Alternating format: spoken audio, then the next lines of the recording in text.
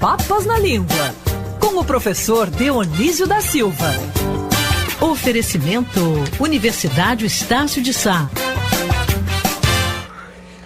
Hora de conversar com Deonísio da Silva aqui no Sem Papas na Língua. Hoje a coluna Sem Papas na Língua, que todas as quintas-feiras faz uma viagem pelo tempo, a bordo das palavras, das frases, das expressões populares, né? Afinal de contas, de onde se originou a palavra mãe, por exemplo? Todo dia você fala da sua mãe, pensa na sua mãe, né? Lembra da sua mãe, escreve para sua mãe, telefona para sua mãe, pede dinheiro para sua mãe, enche o saco da sua mãe. Mas por que você chama ela de mãe e não, por exemplo, de repolho? Então essa saborosa pesquisa, essa saborosa prospecção, né, de por que as palavras têm estes significados e por que estes significados têm estas palavras, é o passeio que a gente faz aqui toda quinta-feira com o Deonísio da Silva. Finalmente, depois de muito ouvinte estar me esculhambando aqui com razão, passar a palavra ao nosso Deonísio para ele falar de coisas que tenham aflorado ontem na apresentação do Ministério Público e que remetam à coluna Sem Papas na Língua. O presidente Lula foi acusado de instalar uma propinocracia enquanto esteve no poder, e esta é a primeira palavra que o Deonísio vai abordar hoje. Meu querido Deonísio, bom dia para você. Fala para nós da origem da palavra propinocracia. Isso é um neologismo, é uma palavra nova, né, Deonísio? Bom dia, querido Boixá, bom dia, equipe da Band, bom dia, ouvintes. Eu só pensava na Letícia, viu, Boixá, não em você, porque eu tinha preparado uma pauta sobre Amoris Laetitia, foi a última encíclica do Papa, que ele fala sobre os casais divorciados, que a igreja vai os acolher, não sei o que, eu só pensava no Amoris Laetitia, que quer dizer em latim a alegria do amor. Quando eu liguei a televisão, e a gente tem que ficar assim antenado, né, e vi aquela catadupa, aquela catarata de palavras do Deltan Dallagnol, e não preciso dar a minha opinião política para vocês na Band, porque aí tem gente mais qualificada do que eu, a começar por você, para dizer isso. Mas só registro, Boixá, antes de entrar na propinocracia e nas outras palavras, que se eu fosse advogado do Lula, mesmo não tendo cursado direito, pelo pouco que eu sei no meu livro lá, As Palavras do Direito, o verdadeiro significado, aliás, é a etimologia que mostra o verdadeiro significado das palavras do direito, eu ontem teria recebido uma ajuda poderosa. Porque se o promotor Deltan Dallagnol estivesse dando uma aula ou defendendo uma tese, ontem ele teria sido reprovado, porque ele não comprovou o que ele descobriu. E agora vamos apropriar. Bom. Que é isso, né? É o que está todo mundo, independentemente do entendimento sobre a Lava Jato, sobre Lula, sobre o que quer que seja. Você vê, eu citei hoje nominalmente outros profissionais de imprensa que têm posições bastante diferentes das minhas, ou entre si, e que também estão pensando da mesma maneira. Hoje você pega a Eliane Cantanhede no estado de São Paulo, você pega o Zanini na Folha de São Paulo, você pega o Reinaldo Azevedo no UOL e tal. Você não pode dizer que eles pensem igual, ou que a Folha de São Paulo, ou que o estado de São Paulo tenham posições simpáticas a Lula, imagina, né? Definitivamente não tem. Mas todos estão comentando através de seus colunistas, e no caso da Folha de São Paulo, num editorial, essa discrepância entre o aparato e a extensão do evento de ontem e o seu conteúdo probatório. Essa discrepância está bastante óbvia. Bom, mas vamos lá. Então a primeira palavra é propinocracia. Bom, então vou comprovar, né, para não repetir o erro. Vamos lá, eu vou comprovar o que eu vou dizer. Propinocracia é uma palavra composta da palavra propina, que mudou de significado, e da palavra kratos, que significa poder. Propina é uma palavra, Boixá, que no latim medieval, então na Idade Média, foi o latim falado nas tabernas, isto é, nos botecos, nas ruas, que formou o nosso português. O português é filho do latim vulgar, muito mais do latim vulgar do que do latim clássico. Essa palavra propina se chamava no latim medieval propina, designando o botequinho, a taberna, porque em grego pró quer dizer a favor e pinain quer dizer beber. Então, propinain é beber. Na taberna se bebia. Peraí, pro quer dizer o que? Pro? A favor. E depois? Pinain. Ok. E aí quando beber. Você... Ok, aí você, desculpe, você continuando, quando não, bebia... Por favor. Daí então, por que muda de significado? Porque as pessoas iam à taberna beber. Então lá é onde havia a bebida. Já vendida, não é? Inclusive tinha as tabernas que tinham um ramo verde na porta, nelas podiam entrar as mulheres de má vida, as prostitutas. Por isso eram chamadas de rameiras, não é? Tem toda uma série de palavras ali. Quando a mulher que queria beber, ou queria comprar uma bebida na taberna, encontrava uma taberna com um raminho na porta, não entrava, porque ali mulher que entra é rameira, isto é, prostituta. Quando você passou a dar, um valor, um bem, o dinheiro, a moeda era muito rara, né? Mas você deu alguma coisa para um funcionário público, arrumar a tua escritura lá no cartório, não sei o quê, para ele, uma quantia suficiente para ele frequentar aquela taberna, aquele botequinho. Foi assim que mudou de significado. Assim como gorjeta veio de garganta, você dá alguma coisa para o sujeito beber alguma coisinha e molhar a garganta. Depois passou, não, mas é para molhar a mão. Então, essa é a viagem que a palavra deu, por isso que eu resolvi botar aí para gente. Olha aqui quanta coisa a gente aprendeu, hein? Primeiro que na sua origem, propina nada mais era do que botequim, bar, no caso, taberna, onde os homens, na Idade Média, se juntavam para beber. E por que propina? Por que o bar ganhou esse nome de propina? Porque vem do grego, do pró, que é a favor, e pinai, que é beber. Então você é a favor de beber, propina, propinai, propina e tal. Por que a propina deixou de ser designação de bar, de botequim da Idade Média e virou grana, né, dinheiro e tal? Porque quando alguém queria corromper um funcionário público, dava a ele valor, dinheiro suficiente para ele ir na propina beber. Então misturou uma coisa com outra. E rameira eu também não sabia que essa designação de rameira veio do ramo que as propinas, os bares antigos colocavam na porta para indicar que ali havia mulheres prostitutas. Os que não tinham esse ramo podiam eventualmente até receber uma cliente que fosse lá comprar alguma coisa e que não fosse prostituta. Quando tinha o ramo, as mulheres não prostitutas não entravam, para não ser vistas como prostitutas. Olha quanta viagem a gente fez com uma única palavra, que delícia. Agora, sem PowerPoint, viu, Boixá? Então vamos lá, sem PowerPoint. Agora, ontem o Deltan Dallagnol e os demais procuradores da Lava Jato usaram várias palavras também, outras. Eles, por exemplo, disseram que o projeto político, a propinocracia, tinha como objetivo a perpetuação do grupo do Lula e seus aliados no poder. Perpetuação. Fala para nós. Boixá, eis outra palavra que mudou de significado também, porque perpetuação não era veio do latim perpetuus. A palavra, a perpetuação vem do adjetivo perpétuo, né? Senhor, dá-lhe o descanso perpétuo, que é um sinônimo de eterno, né?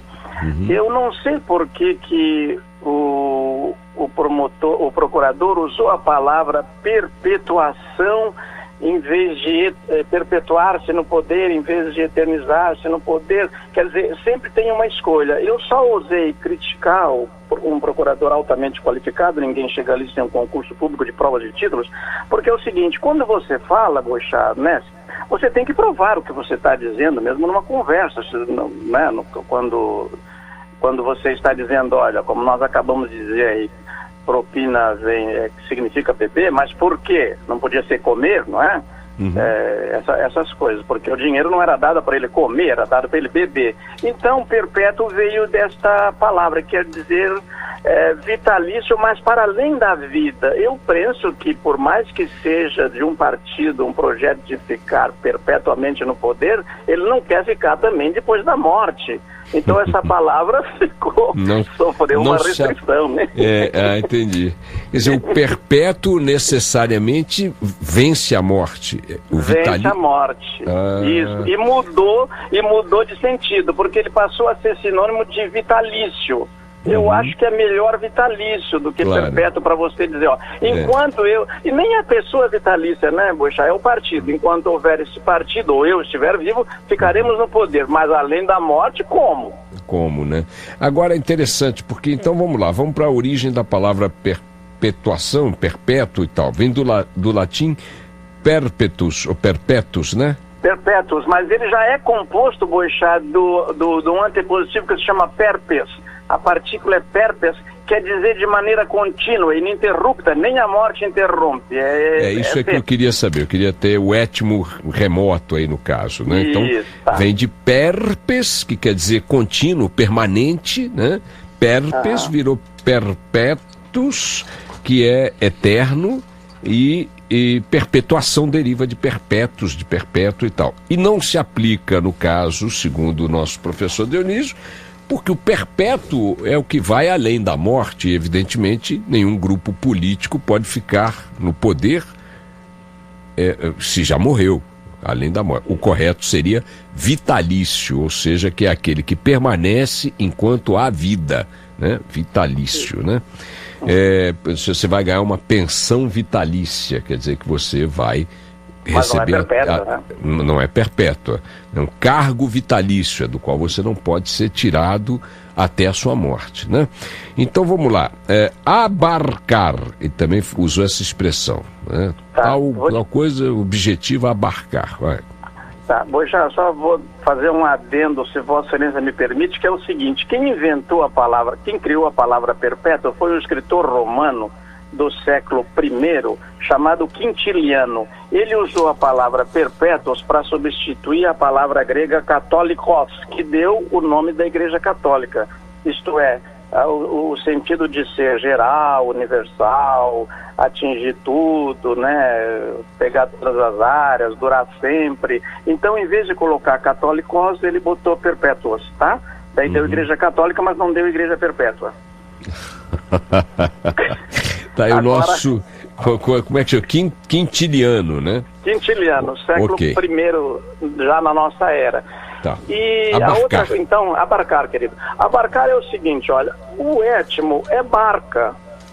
Então, abarcar é você, assim, colocar tudo o que você puder na barca. Assim como você embarca no avião e não tem barca, você embarca no ônibus e não tem barco, embarca no trem e não tem barco, o étimo permaneceu no sentido de carregar alguma coisa. Então você quer abarcar, quer dizer, você quer pegar o máximo que você puder pegar que caiba numa barca. Esse é o sentido de abarcar. E eu achei curioso, Boixá, registrar, justamente por ela mudar de significado. O PT não tem barco, não tem uma frota, então ficou assim, aquilo que você pode alcançar. Quando ela veio para o português, ela se misturou com outro étimo, que é o italiano, que era o latim vulgar, dizia que abraçar era abrachiare. Então fez pegou uma encruzilhada ali, não é aquilo que eu posso portar na barca, é aquilo que eu posso pegar com os braços, alcançar bem longe, porque braço em latim é brachium. Ou seja, abarcar, no caso, o étimo remoto é barca, o significado de barca é barca mesmo, né? É barca, é embarcação. Tá. Então, por que se fala embarcar para avião? Não é barca, como disse o Dionísio, embarcar no ônibus, embarcar no carro, embarcar numa hipótese e tal, é que você está entrando com tudo que você pode. Como não tinha avião nem carro naquele tempo, eles não falavam avionar, né? Aliás, carregar deve ter a mesma lógica, né, o Dionísio? Vem de carro, o étimo é o mesmo, será?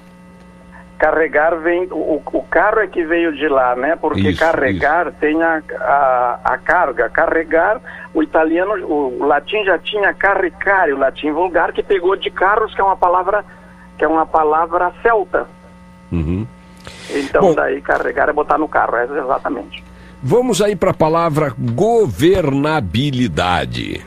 Essa é simples, Boechat, porque governador também mudou de significado. Governador, governor em latim, é o piloto do navio, é aquele que conduz a embarcação. E eu aliás, digo aos ouvintes que são intuitivos, que gostam desse assunto, são intuitivos em linguagem, como é, aliás, o seu caso, Boechat, que quando a gente está em dúvida sobre a origem de alguma palavra, recorrendo ao mar e à terra, as lides náuticas e a lavoura, a pecuária, é rápido, é provável que chegue à origem, porque os romanos eram povos muito, até simplórios, né? Quem os melhorou assim culturalmente foram os gregos. E as coisas são muito objetivas, concretas. Governador, aquele que dirige o navio, depois dirige mais uma coisa, depois dirige uma província, não é? Uhum. Ou seja, é o significado de condutor, né? Daquele que conduz, né? Que governa, que comanda, né? Então governabilidade, enfim, tem o mesmo étimo de governador, de governo, e lá na origem é guberno, palavra que significava o piloto do navio, o comandante, né? O cara que conduzia o navio. Então virou o cara que conduz o governo, que conduz os destinos de uma sociedade, enfim. Vamos lá para fariseu. Fulano é o maior fariseu. Fariseu sempre eu usei e ouvi como sinônimo de pão duro, de quem não empresta, não dá, não divide. É isso mesmo? De onde vem a palavra? É uma das acepções, ela tem muitas, né? A palavra veio do aramaico, que é uma língua que está quase em extinção no mundo. Ela, na escrita não, naturalmente as línguas escritas vivem para sempre, mas a língua aramaica falada hoje é falada por 200, 300 pessoas. Ela quer Faris em aramaico quer dizer separado, distinto, e foi esta palavra que veio para o hebraico farush, quando foram escrever a Bíblia, todo o Novo Testamento foi escrito primeiro em grego. A primeira língua em que se escreveram os evangelhos foi a língua grega, e este farush virou no grego farisaios. Daí, quando foi traduzido para o latim, esse farisaios virou fariseu. Quer dizer separado, aquele que se acha diferente e superior aos outros. Depois ganhou o significado, que é uma seita religiosa que nasceu na volta do cativeiro de Babilônia, quando o povo hebraico voltava do cativeiro de Babilônia. E eles eram muito mal vistos na sociedade, porque faziam questão de mostrar que estavam cumprindo fielmente a lei, então, e não cumpriam, então ficou com o sentido de hipócrita, mentiroso, que prega para os outros, mas ele não faz. Esse é o fariseu. Pão duro no sul não se usa, Boechat. Você ouviu isso no dialeto de Niterói? Pão duro, de quem não dá dinheiro, de quem é mão fechada? Não. O fariseu como sinônimo de pão duro. Ah, sim. Ah, tá. Não sei se usado certamente de forma equivocada. Isso é um tremendo um fariseu. Usava-se para falar mal, para criticar a pessoa, mas eu sempre teve essa conotação de alguém que não era legal ter junto, de que não dividia as coisas, não compartilhava, alguém que era melhor manter fora do grupo, né? Era nesse sentido. Achei de uma riqueza impressionante, Boechat, a pessoa considera. Eu achei de uma riqueza impressionante. Eu sou um fã dessa capacidade de o povo brasileiro criar palavras e criar significados. Fariseu é isso mesmo, né? Se ele é muito pão duro, fica de difícil convívio, é um hipócrita.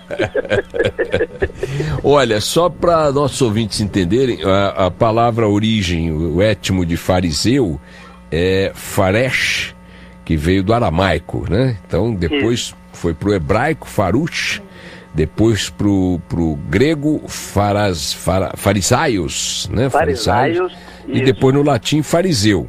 né? E era, só para deixar claro, era um povo, né? Uma tribo, no caso, né? Que não se integrava, que traía um pouco seus próprios princípios, não é isso? Uma seita, melhor, uma seita da religião hebraica. Isso. Bom, e aí o seguinte, e aí o Dionísio disse, o aramaico é uma língua que está morrendo, deve estar sendo falada hoje por cerca de 200, não é isso que você falou? 40, isso. 200 mil. Eu fui procurar aqui, fiquei curioso, e está aqui o nosso Wikipedia, aqui, o pai dos burros eletrônicos, entre os quais me incluo, dizendo o seguinte, que o aramaico está falado hoje ainda na Armênia, no Azerbaijão, nas províncias de Ashoka e... na Índia, mas aí sobre um governante, que eu acho que não está, no Irã, no Iraque, Israel, territórios palestinos, na Geórgia, no Líbano, na Rússia, Síria e Turquia. Embora muitos países, estes países não usam o aramaico como idioma oficial, de tal forma que na soma, todos os falantes de aramaico, ou em aramaico, chegam a 445 mil. Essa estimativa aí do próprio Wikipedia com base nesses pesquisas. Mas esse é o aramaico moderno, Boechat, já está muito diferente do aramaico antigo. Daquele em que, por exemplo, Jesus pregou os evangelhos. Aquele está com 200, 300 pessoas em territórios que tem alguma coisa a ver com Israel. Essa diáspora alterou muito a língua, assim como alterou o hebraico lá com o alemão, com o Yiddish e tal. Mas que bom que você achou uma... não, porque mesmo com 400 mil pessoas... mas né? Mesmo pouco, muito pouco, né? E note, são 445 mil pessoas espalhadas por 1, 2, 3, 4, 5, 6, 7, 8, 9, 10, 11, 12 países. Em 12 países, alguns deles bem populosos. Então, você vê que é pouquíssima gente, muito dispersa, né? Bom, vamos finalizar agora. Você já falou da propinocracia. Eu só queria te fazer a pergunta, me escapou a resposta. É uma invenção, né? Não está dicionarizada propinocracia, não, né? Não, ele criou uma palavra, mas não está, não. Porque a língua permite isso, ela existe em estado latente, você junta os compostos e faz a nova palavra. Ele fez, está justo, está bem composta. Não fez como o pessoal da Paraolimpíada que cortou o étimo, pegou bem certinho os dois compostos e ficou claro, né? Boechat, só para completar o anterior, você leu a Wikipedia em português? Pode ter, não sei porque eu muito raramente pesquiso ali, mas pode ser que eles tenham traduzido o aramaico como arameu, são duas coisas diferentes. Não, aqui está aramaico mesmo. Em português, né? O cara que escreveu em português o verbete poderá ter misturado arameu e aramaico, que são línguas semíticas, são muito pouco conhecidas da gente, né? Tá certo, vamos lá. Tá. Bom, e agora para finalizar, milionário. Outra palavra muito usada ontem, milionário. Poxa, ainda bem que houve a reforma do Cruzeiro, porque das moedas brasileiras, porque eu acho, tá aí uma palavra que também mudou de significado. O sujeito que era chamado de milionário hoje, ele eu acho que pelo menos trilionário, pelo menos multibilionário, né? O milionário. A inflação destruiu esse termo aí, alterou essa palavra, e o milionário que ele se referia não é quem tem só 1 milhão, é gente que tem pelo menos 1 bilhão, né? Mas o milionário designava quem tinha 1 milhão ou quem tinha 1.000? Mais de 1.000, no caso. Não é 1.000? Ele veio do francês millionnaire, e no francês millionnaire, lá no século XIV, era um cara rico, assim, que tinha 1 milhão da moeda, não moeda corrente viva, né, mas tinha patrimônio, né, moeda corrente. Sim. Tinha um patrimônio que o tornava, assim, milionário, virou sinônimo de rico, mas veio do francês million, que quer dizer milhão, não é? 1 e 6 zeros, e o número 1 e 6 zeros, e veio então milionaire, que criou um adjetivo em cima desse milhão. O cara tem 1 milhão, o patrimônio dele vale 1 milhão. Eu me lembro em que ocasião, quando eu comecei a trabalhar, eu ganhava cruzeiros na época, né? Eu me lembro que num dado momento, logo no início, que a inflação e tal, né, meu salário foi reajustado, acho que foi na Rádio Nacional isso, em 1972, sei lá, e que a soma do que eu ganhava entre a coluna do Ibrahim e aquele salário que eu passara a receber na rádio, com esse reajuste, me permitia pela primeira vez passar a marca de R$1.000 por mês, mil cruzeiros por mês. E eu me lembro que andando na Rio Branco, me lembro da sensação de hoje, eu andando na Rio Branco, da Praça Mauá para a Praça 15, para pegar a barca de noite para ir para casa, a alegria que eu senti, porque eu tinha alcançado essa marca mística de R$1.000. E associei isso, de uma forma também já caricata, porque já não valia nada, a possibilidade de ter ingressado no mundo dos milionários. Mas agora você está me dizendo que os milionários não são aqueles que têm 1.000, e sim aqueles que têm 1.000.000. O que me leva a uma provocação. E como se chama aqueles que têm 1.000? Milhários? Não existe a palavra. Mas não, tem que existir. Mas não serviu o número 1.000, né? E a palavra 1.000 não serviu para designar riqueza. Ficou assim, itens. Isso e 1.000 coisas. E, foi a 1.000 lugares. Não se aplicou a avaliação de patrimônio. Medição de riqueza. Então tá. Hoje, inclusive, se usa biliardário, né, Boixá? Que também é do francês, né? Exatamente. E é aquilo que o Dionísio falou no início, considerando as escalas da roubalheira geral e também das fortunas hoje lícitas pelo mundo. Vejam que ontem a Bayer alemã comprou a Monsanto americana, fizeram lá um acordo, e o preço foi de 60 e tantos bilhões de dólares, um negócio monstruoso, gigantesco. Vê a cifra para mim.